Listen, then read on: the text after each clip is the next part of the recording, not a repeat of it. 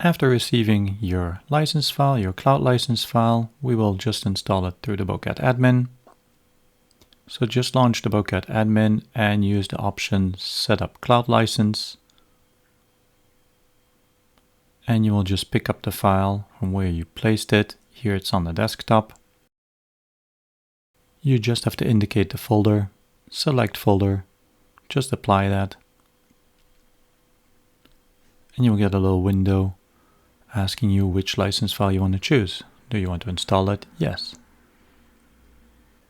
It'll just last a second or two and it will be done. From now on you can start Bocad.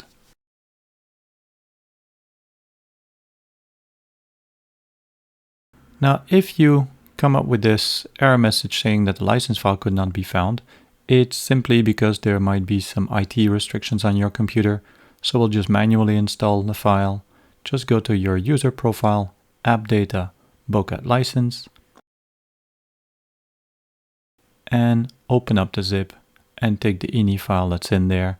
Just drop it in this folder and you'll be fine. From this moment onwards, you can just start the software.